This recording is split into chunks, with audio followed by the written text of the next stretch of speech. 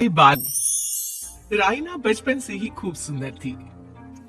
उसके लंबे लंबे घुघराले बाल से हमेशा उसका चेहरा ढका रहता। अरे भूत ने बांधकर घूमती रहती है, चल तेरे बाल कटवा दूं। अच्छा, क्यों भला? स्कूल में तो सारा वक्त बांधकर घूमना पड़ता था। अब तो मैं कॉलेज जाऊंगी और बाल खोल कर घूमूंगी। हाँ। अरे ये बाल देख रही है, ऐसे लगता है जैसे मधुमक्खी का छत्ता। खैर, घने घने घुंघराले बालों से राइना सुंदर तो लगती, लेकिन उसे संभालना उसके लिए बड़ा काम था। माँ, अरे माँ, शैम्पू खत्म हो गया है। इस बार वो वाला लाना ना, जो घुंघराले बालों को और बाउंसी बनाता है। माँ ले आना, हाँ जरूर से। कल मेरा कॉलेज का पहला दिन है। मैं चाहती हूँ सब मुझे देखकर जले।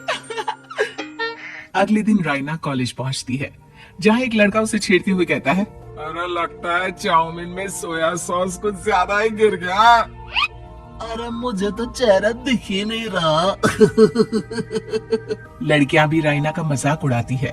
अरे यार, ये कंगना की कॉपी करके कौन आया है? लोकल कंगना और कौन?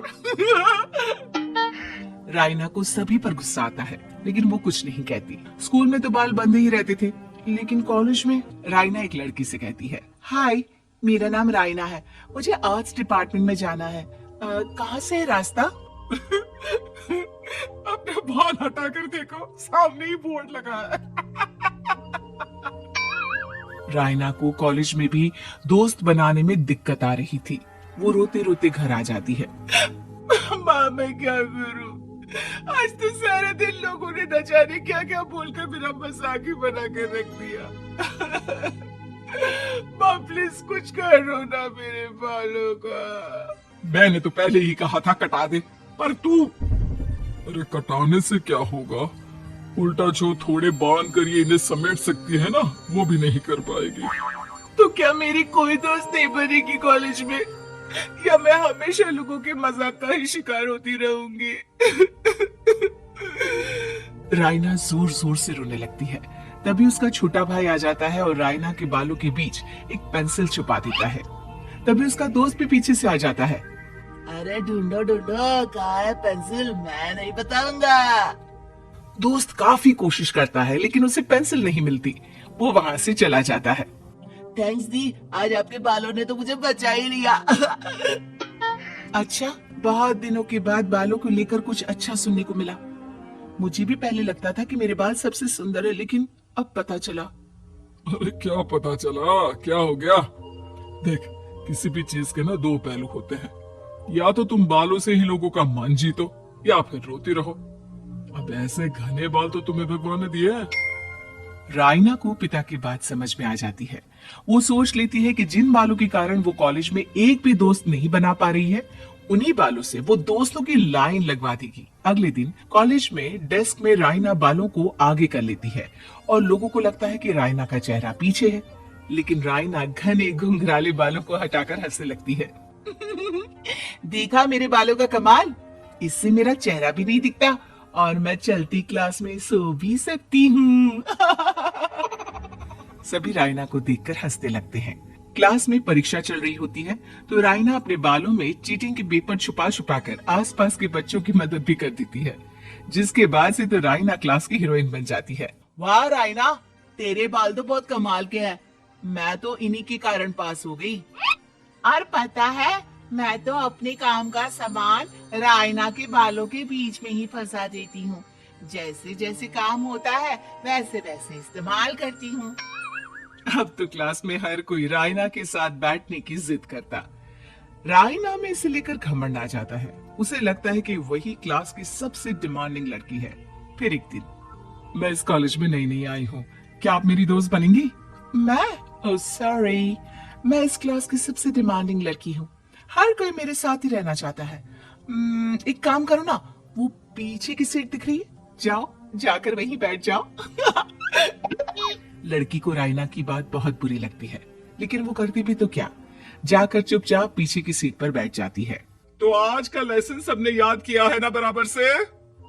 जितनी भी चीटिंग करने वाली लड़कियां थी, वो राइना के पीछे जाकर बैठ जाती है और जोर से चिल्लाती है, जी मैम, सब कुछ याद है, कहीं से भी पूछ लो, हम तो मास्टर है मास्टर। क्यों? ये बोलकर वो राइना के कंधे पर हाथ रख देती हैं। राइना भी खुश होती है कि कॉलेज की सबसे स्मार्ट लड़कियों का ग्रुप उसका दोस्त है।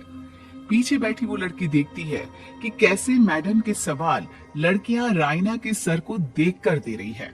शाबाश, मुझे खुशी है कि तुम लोग इतनी अच्छी पढ़ाई करने लगी हो। मैं प्रिंसिपल से कहकर तुम लोगों की स्कॉलरशिप की बात करूंगी, जिससे तुम लोगों के माता पिता का पैसा जो फीस में लग रहा है वो बच जाए। सभी लड़कियां खुश हो जाती हैं। टीचर के जाने के बाद एक लड़की कहती है, गर्ल्स, अब हम लोग ना सिर्फ सबसे स्मार्ट बल्कि सबसे इंटेलिजेंट भी हो गए हैं। इसी बात पर आने वाले संडे को मेरे घर पर पार्टी, सबको आना है, ओके? सभी लड़कियां पार्टी के लिए एक्साइटेड हो जाती हैं। राइना भी। माँ, मेरे कॉलेज की सबसे स्मार्ट लड़की ने पार्टी रखी है संडे को। मैं भी वहाँ सबसे अच्छी दिखना चाहती हूँ, लेकिन ये बाल। घुंघराले बालों का तो कर भी क्या सकती है। तभी उन लोगों की नजर पार्लर के एक इश्तिहार पर पड़ती है जो 3000 रुपए में बाल स्ट्रेट कर रहा था। माँ, मुझे पैसे देना, मैं बाल सीधी करवा कर आती हूँ, संडे को पार्टी में सबसे अच्छी लगूंगी। बस फिर क्या था, अपने घुंघराले बालों को राइना पार्लर जाकर स्ट्रेट यानी कि सीधा करवा लेती है। और फिर पार्टी वाले दिन, हाय गर्ल्स, कैसी लग रही हूँ मैं?